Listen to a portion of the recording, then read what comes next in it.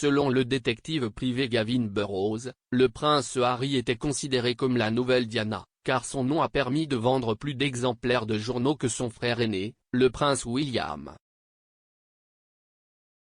Apparaissant dans le dernier documentaire royal de la BBC, le détective privé Gavin Burrows affirme que le public était beaucoup plus intéressé par le prince Harry, 37 ans, que son frère aîné, le prince William, 39 ans, au début des années 2000.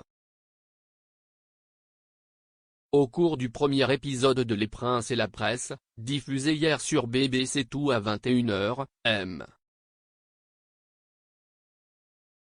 Burrows s'est entretenu avec le journaliste de la BBC Amol Rajan, 38 ans, au sujet du travail d'enquête qu'il prétend avoir effectué pour le défunt News of the World.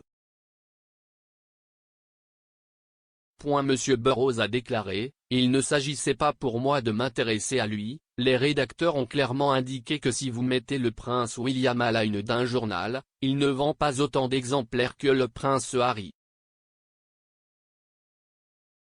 Donc, Harry était essentiellement devenu, comme me l'ont expliqué quelques éditeurs, la nouvelle Diana.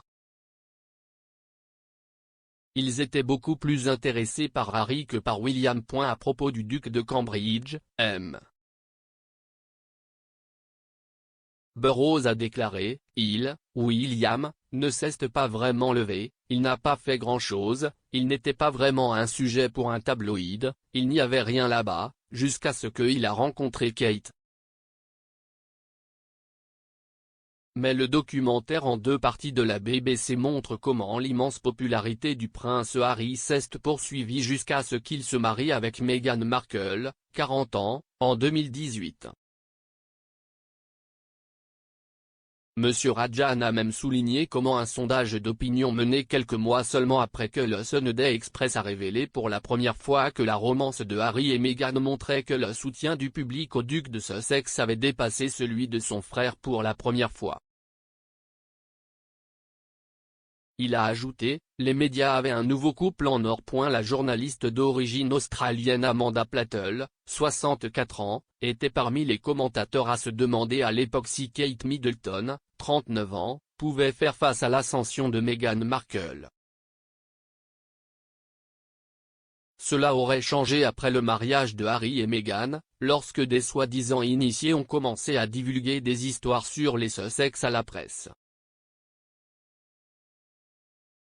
En avril 2021, YouGov a placé William comme ayant une approbation positive nette de 68%, mais celle de Harry est tombée à -6%. Le taux d'approbation de Kate Middleton était de 67% et celui de Meghan Markle de -32%. Cependant, lors de la comparution de Monsieur Burrows, le détective privé a affirmé qu'il avait été embauché pour travailler pour News of the World en 2004 après que le duc de Sussex a commencé à sortir avec la femme d'affaires zimbabwéenne Chelsea Davy, 36 ans. Il a insisté, il y avait beaucoup de travail de surveillance sur ses téléphones, sur ses communications, Chelsea se vantait auprès de ses amis quand elle allait le voir. Burrows, qui a déclaré qu'il s'excuserait auprès de Madame Davy aujourd'hui, a ajouté que ses actions impitoyables l'ont également amené à examiner les dossiers médicaux. L'enquêteur privé a également présenté des excuses au prince Harry, lorsqu'il a déclaré « Je faisais essentiellement partie d'un groupe de personnes qui lui ont volé son adolescence normale. » M.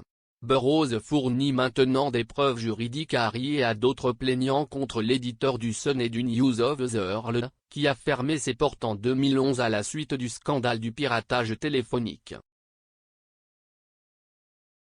Newsgroup Newspaper, l'éditeur du Sun et News of the World, conteste fermement les affirmations de M. Burrows. Selon Callum Galbraith, l'avocat principal des plaignants contre l'éditeur, la position du Newsgroup Newspaper est qu'il n'accepte pas que quelque chose se passe au Sun. Il a ajouté, ils acceptent qu'une quantité limitée d'activités illégales se produisait au News of the World. Le Daily Star rapporte que le duc de Sussex n'a pas accepté un règlement de Newsgroup Newspaper et que l'affaire pourrait donc éventuellement aboutir devant les tribunaux. La BBC a contacté Buckingham Palace, Clarence House et Kensington Palace pour commentaires. Ils ont fait la déclaration commune suivante: une presse libre, responsable et ouverte est d'une importance vitale pour une démocratie saine. Cependant, trop souvent des allégations exagérées et infondées provenant de sources anonymes sont présentées comme des faits. Il est décevant que quiconque, y compris la BBC, leur donne de la crédibilité. Le deuxième épisode de The Prince and the Press sera diffusé lundi prochain à 21 h sur BBC Two.